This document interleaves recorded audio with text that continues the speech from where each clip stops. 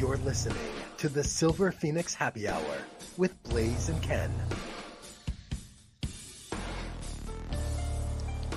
And now, Blaze and Ken. Welcome, everybody, to the Silver Phoenix Happy Hour. I'm Blaze. I'm Ken. It seems like it took a long time to get here today, actually. I'm going to tell you. I know it's one of those like insane weeks. It's October now. So I know. I'm like, wow, where did the time fly? It's been a great season 3, but man, it just feels like time is flying by. It is. It really, really is. So, yeah. Oh, how are you doing, buddy? I'm good. It's been a long week. I'm on this new, like, I don't want to say health kick, but now we're into fall. So I always feel like because you're going to be a little more sedentary in fall that you need to pick up the pace on your workout programs and all that. So I'm hitting the gym harder and watching what I eat, and we'll see how that goes. Well, don't invite me to come over and cook for you then. That's all I'm going to say. No, I mean, honestly, it's not a diet per se. It's more of just like a lifestyle of clean eating as much as possible. No dairy. That's the hard part. You're supposed to like knock out dairy for a couple months. You can add it back in, but it's just no dairy and no gluten. So you're like laughing at me. Like, no. I'm just impressed because if it was me, I would die. Because no, you know how I cook, so Listen, I mean, Nicole will be on the show a little bit later and in the kitchen. I think she's talking more tacos today since it is it's like National Taco Day this week. So you like me a taco. What kind of taco do you like? Like what's your go-to taco? Oh God, you can't put me on the spot like that. Like I love a carne asada. I love a good fish taco. There's so many. Oh, geez. Yeah. You know what? And there's something to be said after like a long night. Maybe you've been drinking at a party or at a show or a club. Yeah. I've been known to frequent late night Taco Bell. So, I mean, there's something to be said for it. Listen, it's cheap and it's good, and it fills you. That bell. I used to ring that bell a lot. I'm ringing it a lot less though right now. But they made a big mistake. They just opened one around the corner from me, and it's like that's just dangerous. That's what that is. I hear you. I like a good ground beef taco. Oh, yeah. But it has to be in a hard shell. I'm not a soft shell girl. It's a hard shell all the way. I like a soft shell too. I like a good marinated chicken in there, maybe, a little sour cream, a little cilantro. What was that restaurant? I actually worked at it. Chi-Chi's. Do you remember Chi-Chi's? Oh, they still make salsa actually. Even though I think the chain is gone, but I think the salsa still exists. Yeah, I worked at the one outside of in Pennsylvania, outside of Westchester, at a place called Exton, and they had this big mall, and right across the mall I know Exton. Chi-Chi's. Yeah, so the Chi-Chi's was there, and I remember I started out as a hostess, and I had to wear that cute little. Matter of fact, this shirt is very, with the sleeves and stuff, very reminiscent of the off, but it was off the shoulders and very legit.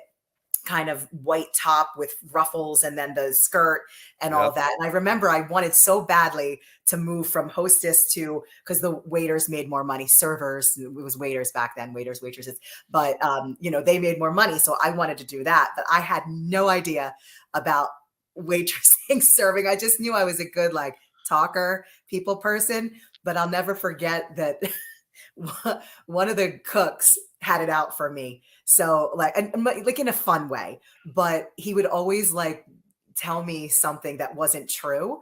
So he would say something as like silly. So he would mess with you. I said, oh yeah, he would mess with me all the time. He was like, I said, oh, what's the soup today? And he said, soup du jour. And I didn't know that meant soup of the day. So when a customer asked and I said soup du jour, they just kind of looked at me like, and they, so what's the soup of the day? And I was like, soup du jour. Like, and then you hear the kitchen laughing hysterically. And I was like, oh, soup du jour means soup of the day or something that's along those lines. I worked as a server back in the day too. Yeah. And one of the things, did you ever see the movie Waiting with Ryan Reynolds and Anna Faris? Oh, yes. That movie is actually, as bizarre and out there as it is so true to life. Yeah, It really is. Like, that's really what a server's life is. It's crazy. I Uh, I know. I actually had PTSD watching that movie when it came out. I mean, I used to have nightmares sometimes if I was in the weeds. If my dream or nightmare was that I was in the weeds, which they called it when you had too many things going on and you couldn't catch up to the tables and people were either leaving or they, I mean, I never got that bad, but those are my like nightmares. That usually means I'm very stressed and anxious and I know to like take better care of myself. Yeah. And I still to this day will have those in the weeds dreams. It's usually either with a computer where I'm, trying to do I'm encoding something or editing something and everything's going wrong that can go wrong. So, Yeah. or it's the waitressing nightmare.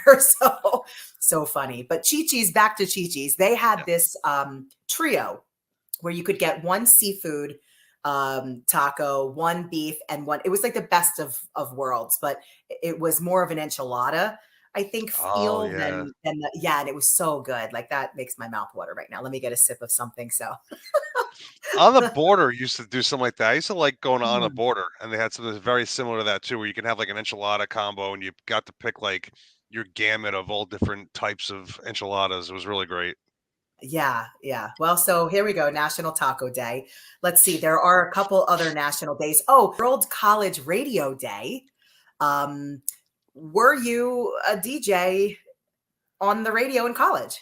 I wish I came into it much later, but a lot of my history kind of stems from college radio. I started off with doing the Loud Idiots, which stemmed off of as a spin-off of Non-Productive, which Right, is a network now, but back in the day was a radio show in New Brunswick, over at Rutgers. right. My good friend Frank Blaui actually created it while he Yeah. was there. After he graduated, the show was still popular. The show stayed, and even after he graduated, he stayed on as a producer. And every year, if I remember how this worked, every year he would bring on a new group of students that were involved to make them the hosts of the new version of Non-Pro every year. So it was Okay. him at the helm, even though he wasn't in the school anymore, but still kind of in control as a producer and giving all these people a chance to be a part of this very fun, very funny sketch comedy show Yeah. on Brunswick Radio. Yeah. I love it. I love it. I actually went to Rowan University and after Westchester, I went to Westchester, then Rowan. And when I was at Rowan, I was walking in the hallways and the station manager, because I was in the communications building and that's where the radio station was. But the station manager came into the hallway. He heard me talking to somebody and he said, "Girl, you need to be on the radio. Come, come talk to me." Frank Hogan was his name. And we actually still keep in touch too. Oh, that's So, cool. he gave me my start in radio, and then I ended up it was WGLS 89.7 WGLS, and then from there I did DJ for 104.9 WRDR, which does not exist anymore, unfortunately. But I had such a great time. I was the overnight girl for them. And now Leo Kirshner runs Rowan Radio, and he and I used to work together at 104.9 WRDR. So yeah, it's just such a small world and industry. You love it. Like, I mean, it's huge, but it's small. I always say that about everything. I So always, yeah, I felt the same way when I first started doing this stuff. It just seemed yeah, like it was just so big and vast. yeah, And then as you start getting more and more involved, the circles kind of get smaller, and all of a sudden it's like everything gets interconnected. It's very weird. yeah, it is, but it's so cool too, though. It's awesome. Let's see. So another one was, World Smile Day, Well, I which I mean, we think smile was, every episode. I mean, come I on. mean, of course we do. We're cheersing. We have great guests on, awesome, lovely audience. So what's not to smile I'm about, sure right? our audience has very pretty smiles too. So Of course, of course. Now these days are all the first Fridays of October. That's when they're celebrated. So okay, the World College Radio and then the World Smile, and then the last one that's for the week one that's celebrated on that first Friday is National Body Language Day. hey Let's now. talk about it. Let's talk about it, Ken. Oh, listen, I can talk a lot with my body. Maybe not in a good way. So I may have been told in the past. I don't know. Uh, you know, body language is a very powerful thing, actually. Yeah, Um, sure is. it, it's primal in a way. Actually, it's how we express things without even realizing it. Sometimes, Right. it's first and second nature, I guess, when you think about it.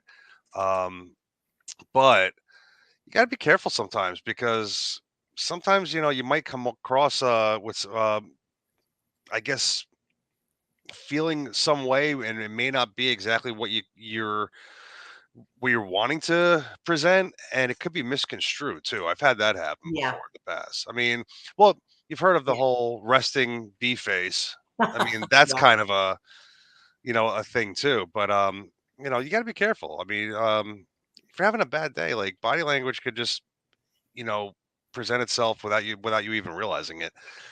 And Yeah. Yeah. you gotta be careful because listen, I started working in New York and I learned that the hard way too, because people they will jump on you. I always thought like if and this is something that my dad taught me when I was a kid. He said if you smile at someone, they're less likely to attack you. so I've always been a big smiler, but I'm even probably subconsciously a smiler as well. And sometimes it can be misconstrued 100%. Like I feel like sometimes I smile and maybe that comes off as flirting, and I might not mean it that way. I remember there was a guy that I was actually dating, and he told me that one of our other friends thought that I had a crush on him. We went camping together or something, and he thought that I was flirting with him. And I was like, no, 100% no, I wasn't. Like I would admit it if I was. There's no reason, not to. We weren't in an exclusive relationship. I could have totally, as a matter of fact, I probably would have used that to get him jealous, or something. But no, it was, yeah. So you have to be super careful. I did know that Well, too, like as an adult. smiling's one thing, but there are telltale signs like if flirting or attraction's involved. I mean, one of the, Yeah. the the things that they always used to say is like a girl would twirl her hair, Yeah. I was just going to start twirling you my know. hair. See what you thought. Yes. The flirting with the audience now, no. So Hey, listen, let's not go there. I could do a whole another 20 minutes on that. yeah, right. Well, listen, the body language part also too could get you in some trouble beyond that, because sometimes there's a posture that people have that like lets you think that they don't have good intentions. So, that maybe they're going to try to fight you or something. Well, you know So, what? I'll bring one into the table too. yeah. Um, I come from a bit of a entertainment battling background, I guess you could say. Yeah. And there's some training that goes into that. And actually, years ago, my good friend Den from the Loud Idiots, him and I actually met when we started working together over 20 years ago, and we met during orientation, and we became good friends, and we bonded actually based on talking about our love of pro wrestling, to a point where a couple months later on down the road, we got to really know each other, became really good friends, bonded, and we would get into like a little play fighting, and all I had to do was just kind of sweep my leg over and kind of go over to the side, and he was like, I'm not going to mess with you because you instinctively just moved like that. You know what you're doing, don't you? I'm like, Yes, yeah, you I kind of do. do. And yeah, he's like, I got a whole new respect for you just based on how you just moved in your body language right now as we were talking. Yeah, yeah. There's a boxer that I've been watching. His name's Vasily Lomachenko. He's from Ukraine. Yeah. And I had seen a podcast, actually Joe Rogan's podcast. Oh yeah. And yeah, which I like a lot too. He's funny. But he was saying that his dad sent him to ballet school for like 2 years, like to stop fighting completely and just take ballet. And that guy, he's like, it's a dance when and boxing is sort of a dance anyway, right? So, Yeah. but it is truly, it's amazing the way that his footwork is. It's phenomenal. And I think I bring that up too, because our guest that's coming on today, Tommy Clohessy, he was a former boxer and he's still heavily involved in the boxing world, but he's now producing. He's an actor. He's a writer. He has a company. I want to talk to him about one of the movies that he wrote actually tonight. Yeah, I can't wait. He should be joining us actually any minute. So as soon as he does, we're going to cut right to him because I don't want to miss any moment with him. This has been a long time coming too, that he and I are actually going to get to meet face to face and not on, Facebook. Social media, so, yeah, on social media. Yeah. So it's going to be really, really, really cool. I'm excited. We missed Nicole last week. I don't know if you saw the little teaser at the end that she did, which was fabulous. She got back from Joshua Tree just in time. So it's time, I think, to go in the kitchen with her. And I have a feeling that we're going to be smiling and talking about tacos. So let's roll that clip. What's up, Ken and Blaze? Thanks for joining me back in my kitchen on such a festive day. It's taco day. Who doesn't love that? Whether you're dining out or maybe doing a fast food option or making them at home, I think you should be celebrating. And I don't think it should stop today. I think you should ride this taco wave all through the week. With that in mind, a quick reminder. We might think of tacos and automatically think something like a beef crumble or turkey, fish tacos, shrimp tacos, or maybe some kind of meat substitute. But tacos are a great opportunity to add a boost of fiber and some plant-powered protein and a boatload of iron to that festive meal. I'm talking about, yes, canned beans. So real quick, how can we incorporate canned beans into our festive taco day? One, we can add drained, rinsed canned beans to a salsa. I love the combination of black beans, mango, cilantro, red onion, and tomato. Little lime juice and cumin, you're good to go. You could blend drained, rinsed canned beans into something similar to a hummus. So instead of using chickpeas, using black beans, tahini, lime juice instead of lemon, a little olive oil, garlic, and that cumin again, fresh cilantro, a delightful spread onto that tortilla or piped into a corn tortilla shell. Last but not least, if you're looking to save a little bit of money and again, add some fiber, you probably need like 8 grams at every meal at least. If you're looking to do that, how about splitting the difference between whatever animal-based protein you're using and something like drained, rinsed canned beans? Couldn't be easier. Whatever you're doing, however you're celebrating, happiest of taco days. Ken and Blaze, back to you in the studio. Well, thank you so much, Nicole. I don't know about you, Ken, but tacos, I'm hungry now and I'm also smiling. And it encompasses everything that we were talking about today. So yes. Yes, it does. Well, listen, I'm also smiling because I see right now that our guest has arrived. So before any further delay, I'm so excited to welcome award-winning filmmaker, actor, writer, producer, president of Billboard Mats, Tommy Clohessy. Hi, Tommy. Welcome to the show. Hey, how are you guys? Hi, we're good. Thank you. Who do you got there? I saw somebody was at the bottom there. This is my dog. This is Luna, but she's not feeling so great because her brother, Chulo, went to the Rainbow Bridge a couple of days ago. So he was 14. He was older than her, and he was not doing too well. So he was in pain, so we had to let him go. So she's kind of freaking out a little bit. But I'm sure that Luna's trying to be close to you right now too. My one of my best friends has a dog named Luna, so cheers to Raluca. But listen, so we have so much to get to today, so let's waste no time here. Let's talk about where you first started. What made you want to get into the entertainment industry in general? Because you do so many things. That's where I want to know. I was 16, and my dad told me to go see this movie called Taxi Driver, and I took a bus in the snowstorm, and I watched it, and then I called my mom and said, I'm watching it again. And I said, well, that's what I'm going to do with my life. I'm going to be an actor, And then that was it. And I was also, at the time, I was training for the Golden Gloves. I was a part of a great stable. We were really good fighters. We had a great trainer named Ray Rivera. And we used to train in this gym called the Gramercy Gym on 14th Street, and I was late. I was the last one there because of a girl. And who walks in but De Niro, Scorsese, and the DP. He was training for Raging Bull. Oh, wow. And they were looking for somebody to play Gennaro, the kid that he beats up. So they asked me if I would box with Bob. And I did. And that's it. I'm in the business now. The DP says, Marty, he said, this kid's 6'3", Bob's 5'10". I need a shorter guy. And I got a friend of mine to play the part. And I said, can I still be in the movie? They said, no. Oh. I said, can I work on the film? They said, no. I said, but I'm gripping electric because I hadn't been to film school yet, but I saw that in there. He said, really? So when they started shooting about a year and a half later, I got to go to the set. I was with the grip and electric department. Somebody said to me, get me a gobo head, two like thing.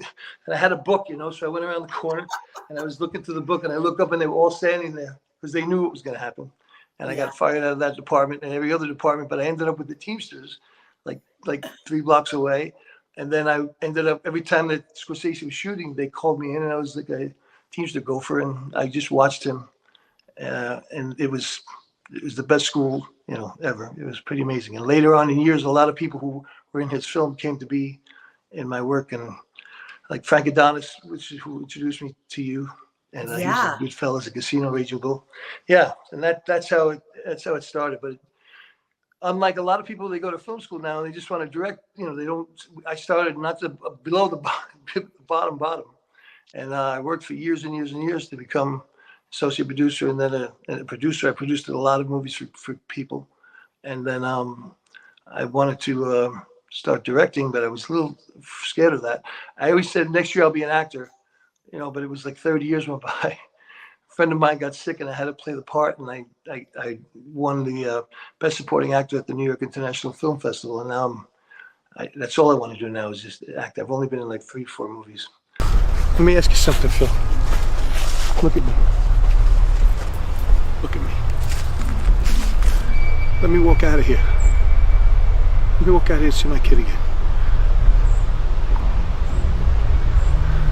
Let me call her that. You have a family. You know what it's like to have a fucking family. Let me call my daughter. Richie, please. I'm sorry, Tommy. It's not my goal. Come here, big shot. Look what they did to you now. Come here.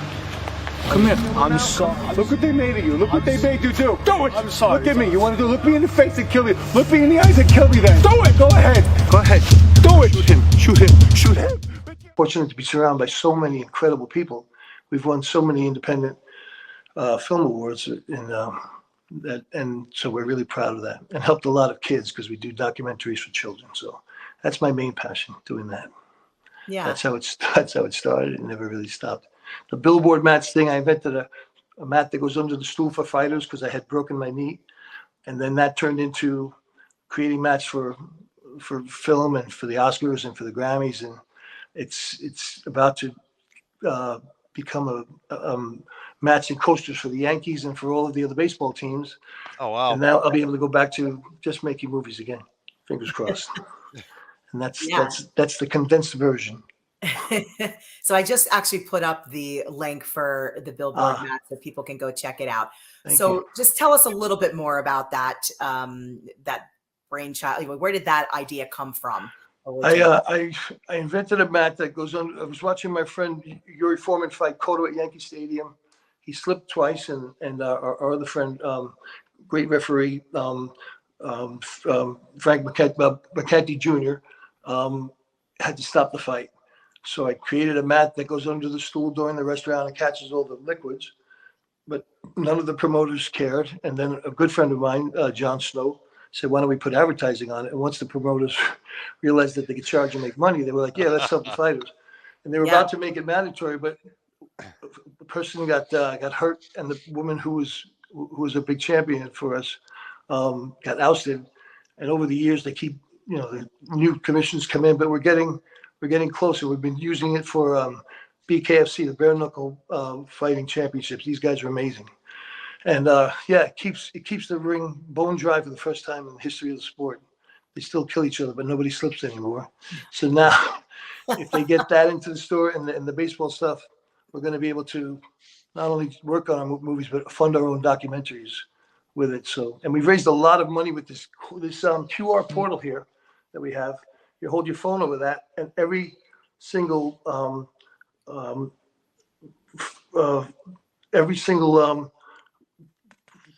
charity of theirs comes up. So we've done it for actors and for comedians and singers, and people have it and they say, "Oh, let me donate $5 to, Kevin Costner, whomever it is." And it turns out we've raised a bunch of money through that, and so I'm really proud of that. And that's it. Everything has always been about movies, though. Yeah, pretty much. Yeah. That's what we wanted. That's what we're hoping to go back and just do it very, very soon. For sure. Well, I did hear that the writer's strike, they've seemed like they've secured some things, and so that's like one down and now one to go, right? With the with that. So much money was being made by the wrong people, Yeah. Yeah. So I'm happy for them. Yeah. And I was marching. I was out there marching with them. I'm really happy for that they finally will get the money that they deserve. Maybe not enough, but you can't have people. They never say we're going to have AI create the scripts. And somebody, I forget who it was, said they can do the structure, they can write, they know what they're doing, but they haven't felt pain as a child, or how can they write, emotion? Right. I think that struck a chord because that's the truth. Yeah, absolutely. Absolutely. So going back to, you had mentioned you were a boxer. How long ago was that? And, how long did you do it for before you, hung up your gloves? I started in 1976 and I was a 2-time Golden Glove finalist, and I won the PAL light heavyweight championship in 1977. In 1981, I turned pro. I used to get knocked down a lot, and I seated like 6, 7. I'd get up and the referee would say, "How are you?" I'd say, "Fine. How's your family?" I'd be perfectly fine. When I turned pro, after I had a few fights, they came out with a new thing. They gave you an electroencephalogram. And it turns out if I had hit my head on one of those times, I would have been dead. So they took my license away. These guys who were my managers at the time, who were managing Cooney, wanted to fight me under another name, like in Europe, because they had invested money in me. And a man named Ed Gersh, who was my other manager, said, "You want to go to film school? You do that. Forget boxing. I'll take care of these guys." And he saved my life. Wow. And about 30 years later, I dreamed that he wrote a book, and I was directing it. And I called him up. He was 90. He was still alive. He said, "I just wrote a book. I've been waiting for your call." And it started I started working with him in 2011, and we made like 70% of the film. And then he started to slip into rapid dementia in the middle of it. Then we made the movie about that, about what happens to him and everybody else. Oh, wow. So it's become a very impactful piece. It's called, how many times did we change the name? A Strong Collected Spirit, which is from a Virgil poem. So, I mean, over the last couple of years, like the idea of concussions and head injury has been like huge. Like it's a really big deal. It is. It's a rough business, but at least now they're able to know if people have a propensity for that, and you have to pass a lot of tests to get a license. But I've lost a good 2 or 3 good friends of mine from that just didn't make it. So it's really, really, really, really sad. It's a rough sport, but it's a lot of people get a lot of joy out of it, and a lot of people who would never find another way out of where they were, right, became, changed their lives with it. So yeah, it's a double-edged sword, but it's pretty. You have to take your hat off to anybody who's a warrior. Right, who did that. Yeah. My grandfather was a boxer in the Army, and his cousin, who was a New Yorker, because my grandfather was as well, was Rocky Marciano. So I have a ton of photos that I have to go ask my Uncle Louis for, if he'll give them up to me, and then maybe I can put a couple of them on one of the shows coming up, or share them with you. But I remember when we met through a great actor, Frank Adonis, yes, 10 years ago. You told me that story, and I think you went to meet Tony LoBianco, who played him. Yes. Yeah. Yes. And there was a picture with you with Marciano's robe or something like that, right? Yeah, it was such a joy, honestly. Like it was so cool. And I dared not put it on. I respected the robe, but no, it is incredible. And I always actually thought maybe in the future I would write something, but I didn't want it to be a typical boxing movie that we've already seen. Exactly. It would have to be something a little bit different, and you know, but you never know, because that's family. That's the beautiful thing about life, the things that happen to you. I love the show. I love the way that you're very genuine with one another and with your guests. And I know you and I talked many times about working together, making films, and we will. I promise. Yes, We'll be back. And writers have the power now, and you need to write something. You guys need to do that. Yeah. I have a couple scripts I might send your way. Good. Good. Blaze and I have actually worked together before in the past. Actually, we've done a couple projects together. Yeah. But so you guys had already established that you kind of have a brief history together. Tommy, you and I have a weird kind of 6 degrees of separation. I heard rumors to that effect. I am a huge fan of the horror series Sleepaway Camp, and I'm close friends with a lot of people that were involved with those movies. Robert Hiltzig, Desiree Gould, Jonathan Tierson, Felissa Rose. Pamela Springsteen is actually kind of an in-law of mine, believe it or not. That's amazing.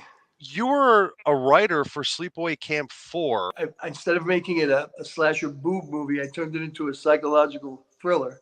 And while that was happening, there was some kind of illegal thing happening. And then they were bringing out the set. So they kind of took a lot of footage, I understand, that Jim Markovic and I had shot. And they kind of made a Sleepaway Camp 4, but it really wasn't based on what we wrote. But it's there, and the fans seem to love it. And I'm happy to have my name attached to the to the series of films. But I think we're going to go back and make the one that I wrote. So I'll send you the script, you direct it, and we'll help you make it. Yeah, because like it was weird. Like it was part of like it was released, even though it wasn't completed. It was released in a box set of the original series. Yeah. It kind of seemed like a Frankenstein type of movie where it was like all kind of pieced together with clips from the original movies beforehand to kind of like flesh it out. Is that how it works? Right. The clips from the other movies were in there, but it was a structured full feature. But instead, they took some stuff that we shot, the Scouts and other things. And Jim Markovic, my old partner, a great guy, great filmmaker. I don't know. It seemed like it was the fans who were demanding to just have the set and just wanted whatever it was that we had. It was a fan-driven thing that they put that together. So I signed off on it and said, go ahead. But I just want, they all know that one day we're going to go back and actually make the part 4. And from what I understand, the actors who were attached to it read the script that we wrote and were real excited about it. Because the character-driven piece in it, it's more like a Silence of the Lambs than a stabby movie. I'm going to ask you though, from being a writer of it, the whole crux of the original versus the sequels was there were 2 different actresses who played the main character of Angela. Right. Was there anything to tie the reason why there were 2 different actors in that, or no? Yeah, and you'll find out when you read it. All right. We buttoned it up. We made it make sense at the end. I am so curious now. All right, cool. You'll see. Oh, you just made Ken's like month. You Tommy. did. We'll get you. You're on the inside, buddy.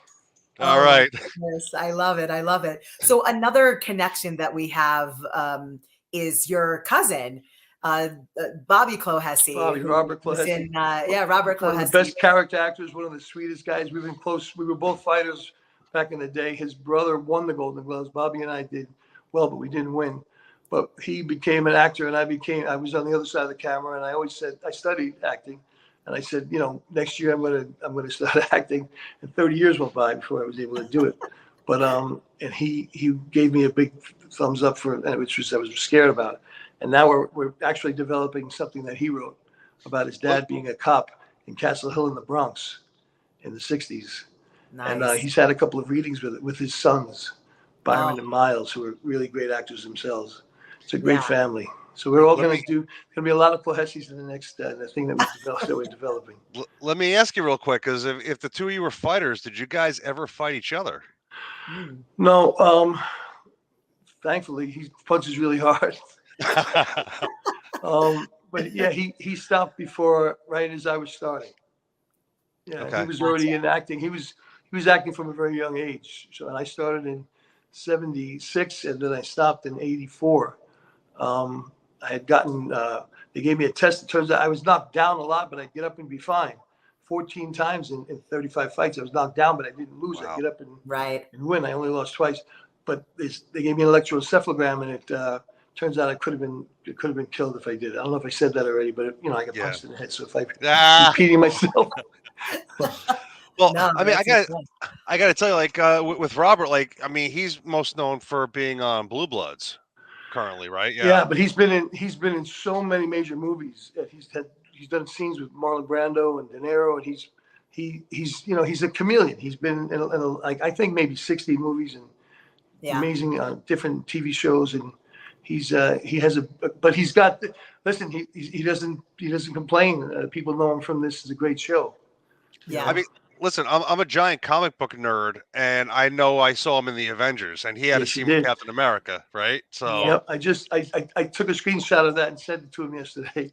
When he's doing that, and I don't know if I've told you this, but we're doing a mock documentary about the mob and the actors who play the mobsters, and we've got Vinny Pastore and a bunch of other people. We're going out to meet. I brought Bobby last time to a restaurant in Jersey. We're going to go to another one, the Palm, and you're going to sit down with these guys. I'd love if you guys are around. I'd be love it if you come and meet them. Oh, absolutely. We're there. Yeah. 100%. We're there. I know he was going to do this show for a while. I'll see if I can see if we can do something for you about that. Listen, I just want to sit down. I just want to sit down with you guys, have a couple of drinks, and then tell stories that we can't tell on the air. How's that sound? I would never say anything negative about any other actor on the air. Oh no! I mean, I'm not even saying that. But I'm just saying stuff we can't talk about. That's all. Yeah, we have some great stories for you. I got plenty for you too. Believe me. I look forward to it. So listen, let's take a step back about and go talk about your documentaries that you mentioned. You just briefly, because I know they've won awards. They're humanitarian. Yes. Let's talk about the one that was narrated by Ted Danson first. Can you tell us a little bit about that? That was called "And Now Another," because I think it was every 10 minutes. Children were dying in Africa. These kids from an affluent high school raised a lot of money and had a well built where these women were walking 8 miles one way and 8 miles back, carrying jugs on their head to get water. And they put a well right in their village. And Ted Danson was kind enough to do an on-screen thing for us and narrate it. And from that, I started working on another one called Drugs, Guns, and Kids about the Lower East Side. And then we got F. Murray Abraham, great Academy Award-winning actor too. And he did an on-screen thing. He told a story about when he was young. He grew up on the border of Mexico and Texas. He spoke fluent Spanish. He thought he was Mexican basically. And he told this great story. And he was really great. So he did that. And we're going to go back, and we finished in 1993, and it ended with our guy holding his daughter, saying, "You don't want to bring a child in the world, knowing that by the time they're 10 years old, they'll be dead by a stray bullet." And we pull back from that, and he's sitting next to that daughter. She's 25 years old, and they tell the story about what happened in the next 25 years. So it's been pretty powerful. Yeah, I look forward to that. I have chills right now of thinking about seeing that movie. I love all filmmakers, but documentary filmmakers have a special place in my heart. People who shine light on kids that are being kidnapped, sold into slavery, that kind of thing. Yeah, very brave filmmakers. That's my passion. I love making movies. Yeah, I love making funny, scary, gangstery kind of, watching Scorsese and watching these actors, and then knowing that the script. There was one script written by Mardick Martin, the Raging Bull, but they were improvising so much that there were scenes written on napkins, and Marty would give them all of the freedom, and it was but not a lot of actors can do that. Some actors need to, they want to know what their line is, but he lets them go. Yeah, that's awesome. Yeah, we do the same thing. I let my actors go. Yeah, sometimes if an actor's too in their head, I'll tell them that this guy is playing your brother-in-law and he's sleeping with your wife. You just found out, but you can't hit him. Just rehearse it, and then I'll shoot the rehearsal and end up using that and showing it to them to get them to loosen up and realize that that their improvisation is a lot stronger than they thought. I don't like people saying lines like they memorized it, and you can't, drives me nuts. Yeah. I as an actor, I've worked on it both ways. I've actually worked with people that allowed me to, just go with it. And I've worked with directors that micromanage it and say, no, I want it this way. And it's Yeah. difficult sometimes. Not only that, say it this way, do it that way, turn this way. I Yep. wanted this because they're worried about what it looks like and how it's the auteur type people.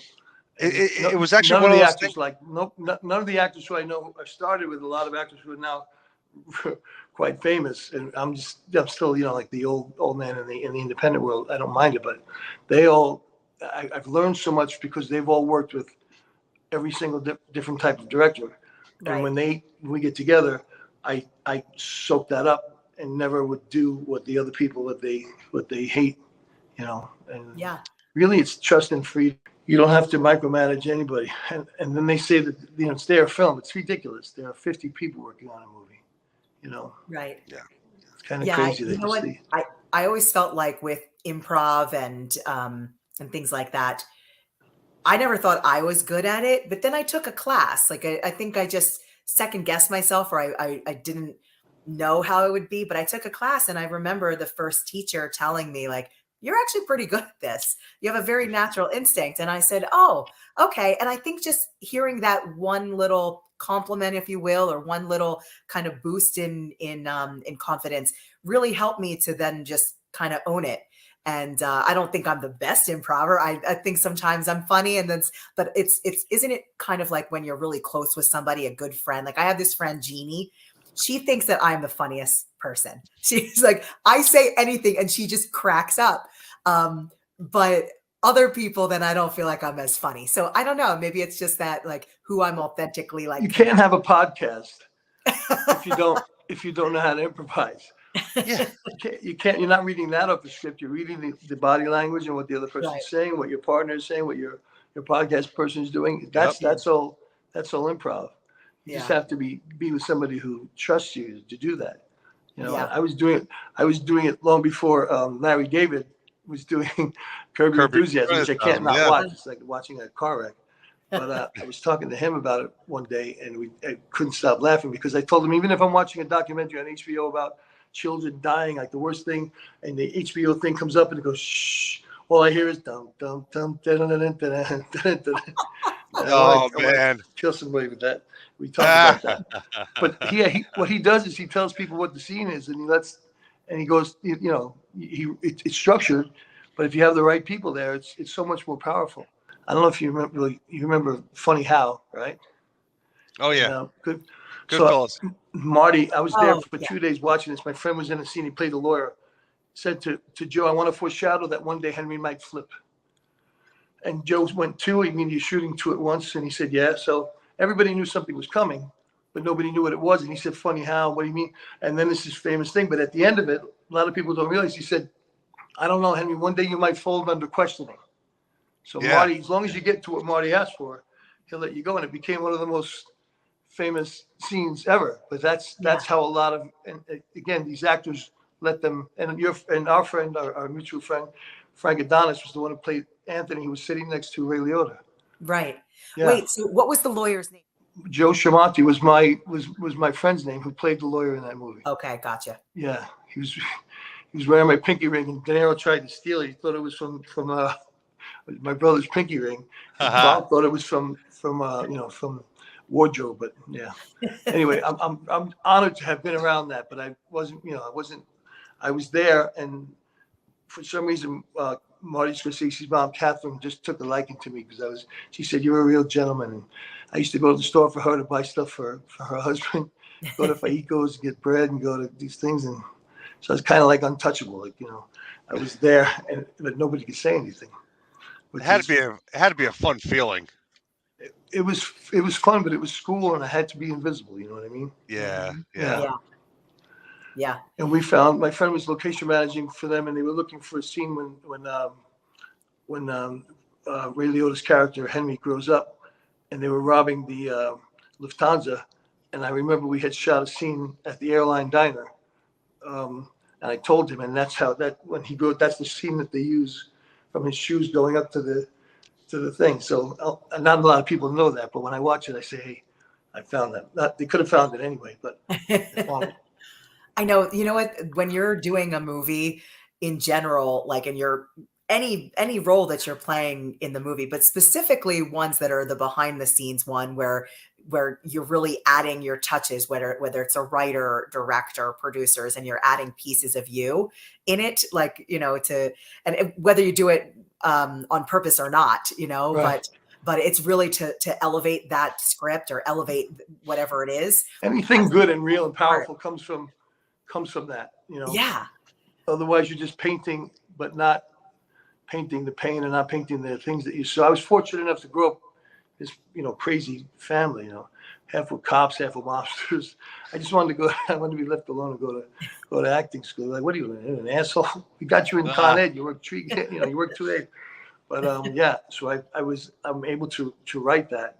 And then being friends with so many of the actors that worked with Marty over the years has been, you got to hear these stories. I can't wait to see. Again, we're having that beer, and we're going to tell all these stories. Say when. Yeah. Right now, after this show. Let's go. Where are you? Where are you guys? I was going to ask you, where did you grow up? Grew up in Staten Island until I was about 18. I moved to Brooklyn. And then I was in the West Village. I lived in Manhattan for about 20-something years. And now I'm in Long Island in Lloyd Harbor. Okay. Yeah. Yeah, but Manhattan is my home. And we shot a lot of movies there. Yeah. A lot of them. Ken and I are both in Jersey now. I was in Long Island, and now I moved. Yeah, you're what? Now wait a minute. I have to ask because I know you're a Yankees fan. I'm a Mets fan, but when the Yankees aren't playing the Mets, I root for the Yankees because they're a New York team, and I love them. I don't hate them. Gotcha. I thought that you were Yankees and then wanted to know who your football team was because I'm Phillies. So obviously I'm Eagles and my Philadelphia Phillies just got a place in the playoffs, which look at Ken. He's like, No, listen, you know what? Her and I are very close friends, and I give her a bye as an Eagles fan. So, you know, I love great players, and that team has amazing players on it. Yeah. And I played baseball for 2 minutes. I was brought in by some scouts to try out for the Yankees, and up here I was a feed-on, pitched a few no-hitters. I went down there. Everybody was as good or better, and I didn't make it. But Don Mattingly was the one that got me out. I pitched against him, and they said, "Welcome to the major leagues." I said, "I'm in the major leagues." They said, "No, kid, that's what would happen here." Thanks for coming. But I just baseball is my love. I'm a Jets fan, which I don't even want to. I can't even. Oh, we were so happy. Sorry. I knew something was going to happen. You can't. I said, and it's funny. I said 5 plays in, he's going to get hurt, and it was 4 plays in. Anyway, but I love people, baseball players, football players, teams that have people who are just pure heart. You know what I mean? Yeah. And so, yeah, I root for. So the Phillies are in, right? Yes, Phillies are in. We just have you guys seen De La Cruz play? Who's that? Have you seen this guy De La Cruz play? I think he's on St. Louis or the Reds. No. No? It's like watching Willie Mays. I've literally just been watching the Phillies because my mom is in a hospital still. So I've been going back and forth, and she's a huge Phillies fan. So when I go over there, she always has the game on, and we watch it together. But I haven't really. All right, I'm going to send you. We made mats when the Phillies won the pennant last year. Yeah. We made mats for them, so I'm going to send them to you. They're beautiful. Nice. Oh my gosh, you just made my night. You did. Amazing. All right. Well, Tommy, we're actually coming down to the wire. We're going to give you a couple quick questions from Blaze and myself to get to know you a little bit more. Yes. When you're working, what kind of music influences you? Music is so important. And I play like 11 instruments, but I can't read Happy Birthday. I play by ear. My daughter, Lulu Rose, she graduated Berkeley School of Music, and she's an amazing musician. What I do in my movies is I'll have people give me original stuff, and I'll be following actors, and it sounds like a soundtrack, but I'll have them pass the person playing the music, either in a club or a bar or on the street.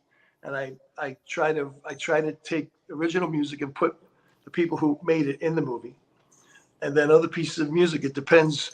It's sometimes, we don't have Quentin Tarantino money. You can't just pick your thing. So it's not as he literally creates. He listens to music and then creates the script based on once he has the sound check, which is amazing. So it's important to me, music, but it's not so easy when you're an independent filmmaker. You can't use a lot of music. You can't afford it. So it's a little frustrating. But original music by people who make it, who move me, I put it in the right scene. Nice. All right, my question is easy: beach or mountains? Beach. Beach. There's a place in Bermuda. If you stand here, the mountain's on your right and the beach is on your left. Mm-hmm.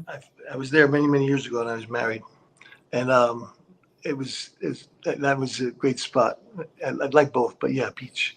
What about you guys? I like the beach, but being a Boy Scout and being in the wilderness, I might actually prefer the mountains. I'm such a, like, my nickname was Mermaid when I lived and I have a lot of mermaid stuff. You can see, like, even behind me, I have the sand dollars. They're all ones I've collected on beaches all over the place. But I'm going to say beach, but I also do love the mountains as well. And I have a cliff behind me that is beautiful. And even when it's crumbling, it's still beautiful. How many times did you see Splash? Oh, a ton when I was younger. Absolutely a ton. I grew up in love with Daryl Hannah, so I watched it all the time. I've worked with or know. I don't. You really can't. You could. Every actor that's well known, I either know them personally or work with them or I'm friends with them, and many of them are just. I would never mention names, but just not really nice to people. And some of them who are so talented are so kind to the cast and to the crew and to the people that work, and I really respect that a lot more. But Daryl Hannah, who was amazing, I talked to her not long after she was with Mickey Rourke in the Pope of Greenwich Village, and I'll tell you a story when I see you. But yeah, she was great, but she didn't really eat the lobster. I thought she should be don't you think that the actor should actually bite a real lobster? I'm just saying. Hey, listen, you know what? You know what? After we get a drink, I got a Mickey Rourke story for you too. So, yeah, there you got go. a ton of those. He's a brilliant actor. He never watched any scene that he's ever done. Can't watch himself. Really? Yep. Brilliant. Wow. I'm going to put you on the spot. Okay. Do you prefer being in front of the camera or behind the camera? I like being in the scene with other actors that I wrote, that I'm directing, but not being just being one of the characters who's a linchpin, who's making the other people really shine and have it. So I like to be in it and control it, rehearse it, but then let it flow, and then watch these other people do it. And I always come up with these great lines because I grew up around them, So that's what I like the most. I love writing, writing alone. I love directing, but I have to tell you, I being on the other side of the camera, when you're with the right people and making people laugh and scaring them at the same time, that's pretty cool. Yeah. So I would have to say a slight edge to acting now, which is after 30 years of trying to get in front of the camera is pretty funny. I miss it. If you guys could be in a film that Martin Scorsese was doing, maybe 2 or 3 scenes that have lines, or he wanted you to be one of his associate producers behind the scenes to learn and help him make it, which would you choose? That's a tough one. I'd be associate producer to learn behind the scenes. Associate producer would be like a masterclass kind of thing, but there's something to be able to brag that you had a couple of lines in a Martin Scorsese movie. If it's Marty, if you get asked by Marty, do it, because nobody has any boring. Yeah, nobody's boring in any of his films. Everybody has something cool to do. I would do it. I'm gonna say, I would say I would rather act instead of be behind the camera for it. Yeah. Yeah. Well, I think one day when we work together, we're gonna do both. I mean, and when you do both, you're worried about where everybody's changing, where you're gonna put the buses, the trucks, and then you're in front of the camera, you're behind it, and you help it. Yeah. And that's what I do. I didn't know that both was an option, because both would have been 100% what I said. Well, Listen, I'm shocked that I'm being told that we're going to work with Tommy in a movie apparently coming up soon. So I've started more. I'm proud of this. I've started more people and started and ended careers. There are a lot of people who shouldn't be actors and they shouldn't be in movies. They have no artistic integrity at all. They have a lot of money, so they went to school and they have great headshots, and they shouldn't be there. And there are people stuck behind a bank, working as tellers that should be, that are born artists. And we've, that's one of my favorite things, finding people sometimes on the street who've always wanted to be in films and putting them in. It's not hard. The day you shoot, everybody, I want to be in your movie. Now you need 40 people. You can't find them. Right. Well, you know what, Tommy? Your friends like, I have to, or I can't. So it's not hard to put people in them, but we do good stuff. I'm going to send you the night. If you just Google my name, Tommy Clohessy, and the knife scene. Anybody watching this, do that, and then watch it. Watch what happens when there's no cameras. And actually, when I pulled up, my friend who was the director had to play my driver, and the actor had to shoot the arrival. And then he grabbed the camera and we switched it. But I think it's pretty powerful. But please forgive me the language. We broke Joe Pesci's F-bomb and N-word records, I think. Well, Tommy, actually, I'll be honest. Like, I did the acting thing for a while, and I wound up stopping. I wound up retiring and giving it up. And then doing my radio show, Meeting Blaze, there are a small handful of people that if they ever asked me to do something, I would come out of retirement just to help them out because they asked. Listen, but you never retired from acting. You're just vamping. Like jazz musicians, when they get a little lost in a thing, they play over the same chord structure, and then when they hear the music, they jump back in. When you're an artist, you're not retired. And now, I got to tell you, I'll tell you when we stop this, but I watched you guys on another podcast with some guy, which I thought was great. And I got to tell you about that. You were very, very funny, you guys. So yeah, that's an easy thing. We'll do it. I'm not going to make you famous, not going to make you a lot of money, but I promise you'll be good scenes. Yeah. Right? You don't get into it for it, though. You don't get into that. You do it because you enjoy it. Well, if it's with the right people. Exactly. My cousin Bobby hit a ball and it was caught, and then the guy fell through the fence. So I said, let's act like you were robbed. It was a home run that you were robbed. So we improvised that when I was at the game. And I was like, they robbed him. They robbed the Clohessys. He goes, yeah. He jumped up. So you could see us. That was like the first time that we ever did a little acting thing. Everybody was very upset that he didn't get the home run, but it wasn't real. He doesn't remember that it wasn't real anyway. Anyway, I love you guys. Thank you for having me. I love your show. And I'll see if I can get Bobby to come on with me one time, and we'll that'd be awesome. Do that. That would be great. I have one last question for you, because this is one that we ask everybody at the end of the show, and that is if you could give a piece of advice, but instead of to actors and in the entertainment, I actually want to hear what your advice is for getting a product move forward, since you have your your mat, and that's something that probably a lot of our audience may be interested in, since a lot of other people kind of tackle the acting and the entertainment side. Maybe it's a mutual, kind of work. This is about product stuff. Like, it took a long time from my idea in my head to almost 3 years and a lot of money and a lot of time to get the patent. And then we thought, well, once we have the patent, nobody's ever done this. It's going to be easy. It's never easy. You have to learn marketing. You have to learn merchandising. You have to do that. You can't just say, I don't want to be a salesman. So you have to have passion for what it is that the product that you're trying to bring forward.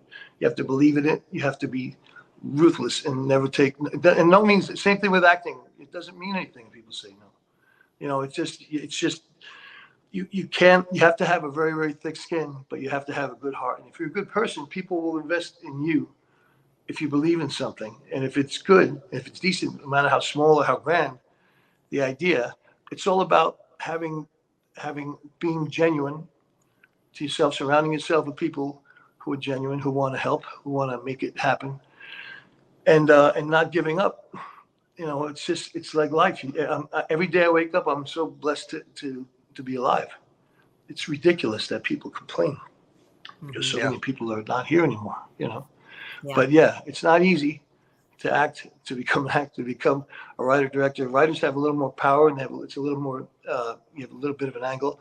And as far as if you have a product that you've created, and it's your own, as opposed to being attached to something, it's a little bit better. It's a little bit easier, but just never give up, ever. Yeah. That's it. Well, Tommy, on that note, yes, I want to thank you for everything. And for those that may not be aware of it, we had a little bit of a behind the scenes stuff. So I want to thank Tommy for being a great sport for this whole evening, actually. Listen, you guys are great. You're genuine, you're real, and there are billions of podcasts, and I go talk to my friends about it. Some of them are very funny, some of them are good, but the ones that move on and the ones that people watch are the people who are cool, likable, decent, funny, and listen to the guests and help them. And you're looking to help people through your guests, which is a lot of people don't do that. A lot of people, it's my podcast, it's about me. They cut off their guests. It's all about look how funny I am because they want to be actors or stand-up people. But you guys are great, and I'm happy to do it. And Blaze, when you started, you were just good. You're one of those people that were good. And when Frank Adonis, one of the greatest actors and decent guys, told me about you, there was nothing that we wouldn't do to help. And I'm glad that you're here, and I look forward to working with you and both of you soon. Thank you. That means a lot to me. Frankie was one of my favorites too, and he was the best. And you know what? You know what? Even if we don't even get to work together, I still want to get that drink. That's all. I just want that moment where you and I can share stories. Do it. I don't say things that we're not going to do. One quick thing: there's a commercial. It's called Lefty's Return. It stars Joey Bono and Frank Adonis. The guy breaks back into prison, but you don't know why till the very end. And Frank came all the way to the Philadelphia State Penitentiary. He worked all day for me for like no money. And Joey Bono, those are the two guys sitting next to Ray Liotta and Joe Pesci in that scene. And he had one line. I knew you'd be back. He says to Lefty. And but he told me that I'm the only director that he ever worked with who makes him feel like Marty makes them feel. Oh, respects them and doesn't, and that's pretty cool. And another movie that he did called Little Tenderness, which was great, and I really loved him a lot. So anyway, you guys are the best. I look forward to seeing you soon. Definitely. Well, here's cheers to you. Yeah, and, thank you so much. I have a feeling that you'll be back too on the show. Yes, I look forward to it. And I look forward to it. You take care. Have a wonderful night. You too. Love you guys. Bye. Take care. I could totally do a whole nother hour with him. Yes. Like that was so great. Like there was, and that there's so many more stories that he's going to give us. Again, I'm going to hold him to taking us out for a drink so that we can all kind of share stuff. But I mean, come on, Tommy totally delivered tonight. I have no words. You know what? It's funny because normally I ask a lot more questions, but I was just listening. It was like a real learning experience for me just to sit back and listen to the stories and everything. So it's funny how you meet somebody online and you become you don't know what you're going to get. Yeah, right? Friends on social media, through maybe somebody else, and then this kind of synergy happens. It's really awesome. So I love it. It was so nice. Yeah. Yeah. Well, I think that's going to do it for us. That was a night. I'm not gonna lie. That was a night. That was a great show. We're talking about how great season 3 is. This was one of those nights that culminated into one of the greatest parts of season 3 so far. I'm not gonna lie. For sure. All right. Well, everybody, thank you so much. We will be back next week. And so thank you again to Tommy Clohessy. Thank you to Nicole in the kitchen. Yep. Thank you to you, my friend. And thank you, and buddy. to the audience. Have a good night. Cheers. Bye.